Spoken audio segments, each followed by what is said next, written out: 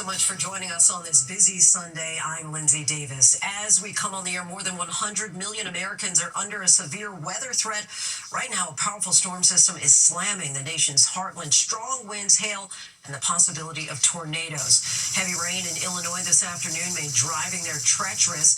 Overnight, that system brought fierce thunderstorms to parts of Oklahoma and Texas and in the Carolinas. Firefighters are hoping the rain will help them gain ground on several wildfires that have been burning there. All of this is heading to the northeast. WABC meteorologist Danny Beckstrom leads us off. Hi, Danny. Time this out for us. Lindsay, a dangerous line of severe thunderstorms with watches posted right now from Texas up through Michigan for both severe thunderstorms and tornadoes. Let's get right to the radar. You can see the powerful storms racing east on the northern tier, treacherous snow and ice, knocking out power to over 200,000 customers in the Great Lakes. But it's the damaging wind, the large hail, and strong tornadoes in the southern section of the system, bringing the big concern after sunset tonight for cities like Shreveport, Memphis, and Louisville. Widespread wind gusts to 70 miles per hour look likely, which can produce significant damage and lead to power outages. And this threat continues Monday for the eastern seaboard with a severe risk from New Orleans to upstate New York. But the greatest tornado threat is in the southeast and mid-Atlantic. This also means a soaking rainfall for the I-95 corridor moving into Monday night. Lindsay? Such a wide swath being impacted there, Danny. Thank you. That system is already leaving quite a mark. In Wisconsin, residents woke up to a coating of about a quarter-inch of ice. The wintry conditions making travel treacherous. Further south, that tornado threat is ramping up at this hour. ABC's Victor Oquendo is in Tennessee for us.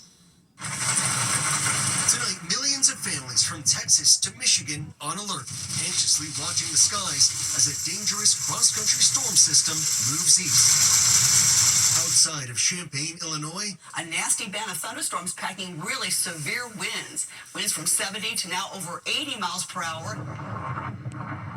Overnight, the system bringing a first round of thunderstorms to the heartland, unleashing destructive hail on parts of Texas and Oklahoma, shattering this car window southwest of Fort Worth. And outside Oklahoma City, that's going to take a direct hit in the Mustang with tennis ball size hail. And in the Carolinas, where multiple wildfires have burned more than 33 square miles south of Asheville in recent days, possible relief in sight. The system expected to bring a much-needed soaking rain. This as rain from a separate system already swamping parts of Louisiana. West of Lafayette, drivers navigating submerged streets. Up to 10 inches of rain falling there. Lindsay, here in Nashville, we are bracing for a long night ahead. What makes this system so dangerous? The worst of the weather is striking overnight, so officials urging everyone to keep their phones charged and to make sure they have a way to receive any alerts. Lindsay? Word to the wise, Victor. Thank you. President Trump is now floating the idea of running for a third term in some of his strongest comments yet. The president reportedly told Meet the Press anchor Kristen Welker that he wasn't joking when asked about the possibility, and he said that there were ways around the constitutional term limits on the presidency. President Trump is also threatening tariffs on Russia over Vladimir Putin's recent comments about President Zelensky.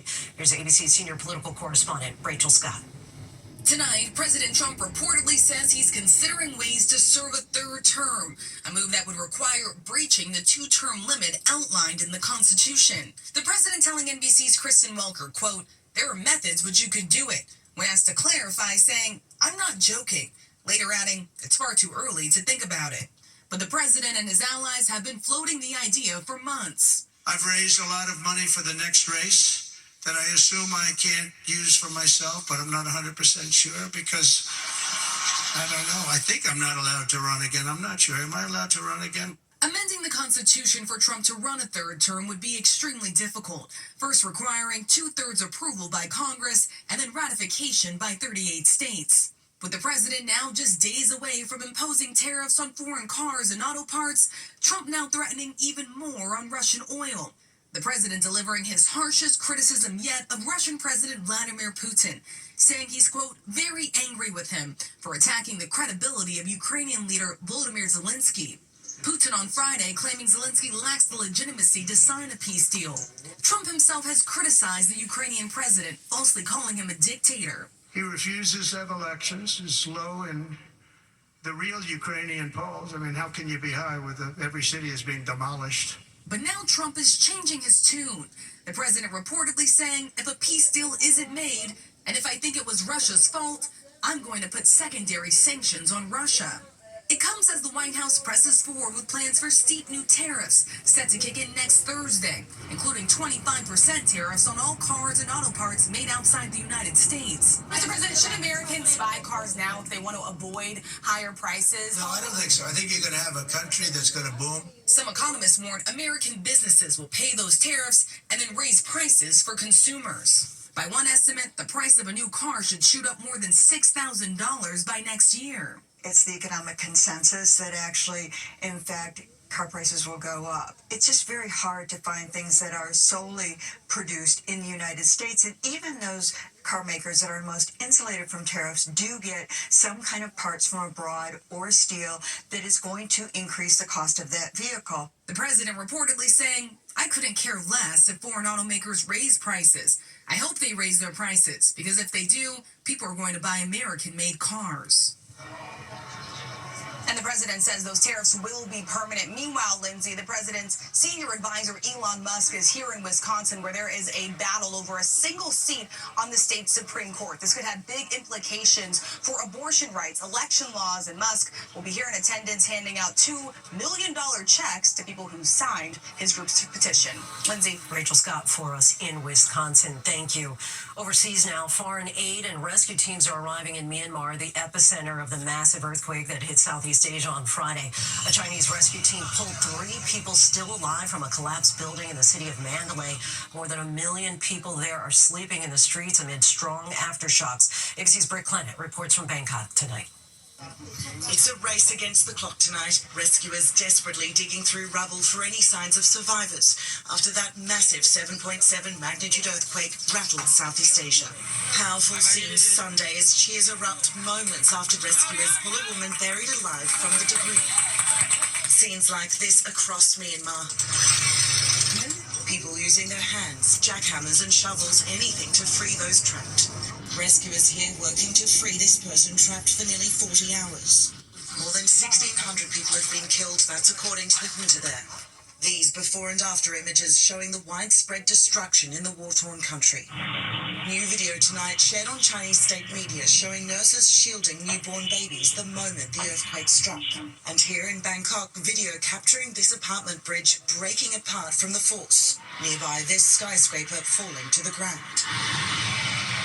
It's a hive of activity here at the site with a number of rescue teams going in, continuing to grow. But as the critical window to find survivors out of the rubble narrows, family members are growing more frustrated. With this man telling me the operation was too slow in the beginning. And early this morning, 7.1 and 6.1 magnitude quakes striking near the Polynesian country Tonga, prompting a tsunami warning. Residents there urged to move to higher ground. That tsunami warning later lifted. Lindsay, the UN says the military junta in Myanmar is continuing to bomb parts of the country, and aftershocks there are also complicating relief efforts. China and India are among the countries delivering aid in Myanmar. We know that US teams are here in Thailand, but still no word on when American assistance will arrive in Myanmar.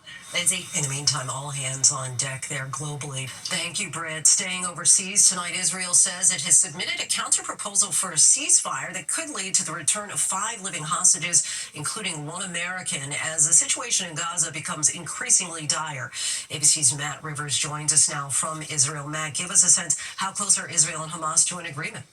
Lindsay, nothing imminent, but both Hamas and Israel saying they are still negotiating a return to a possible ceasefire. Hamas saying they have accepted a new proposal from the mediators, but Israeli Prime Minister Benjamin Netanyahu saying he has delivered a counteroffer, besides negotiating over the number of living hostages to be released and talks to actually end the war. Netanyahu vowing to intensify the renewed military campaign in Gaza until Hamas releases more hostages. Meanwhile, the situation in Gaza dire. Today is Eid, the celebration of the end of Ramadan, prayers taking place in the midst of rubble. The holiday in Gaza this year marked by profound sadness and rising hunger. All aid to the Strip cut off for about a month now. The UN says bakeries will run out of flour for bread within a week. And Lindsay, the WFP says they have less than 2 weeks of food supplies left. Lindsay? Lots of motivation to strike a deal there, Matt. Thank you. New details tonight in the fiery small plane crash in Minnesota. Next tonight, we're learning more about another unusual mid-air encounter near Washington's Reagan National Airport. United Airlines says it's aware of reports that while landing on Saturday, one of its jets collided with a kite. Air traffic control audio indicates this happened over Virginia Park, where flying kites is prohibited. Flight 654 from Houston did ultimately land safely. This, of course, follows the mid-air collision near Reagan that killed 67 people in January. Still ahead to the index now, the New York Yankees getting off to a fast start this season, and some are wondering if a new type of bat has anything to do with it. The new bat shifts some of the wood lower down on the barrel, kind of like a bowling pin or a torpedo, putting more mass in the area that ultimately strikes the ball. The Yankees hit 9 home runs on Saturday, beating Milwaukee 20-9. They hit 4 more today. Major League Baseball says yes, the bats are legal. When we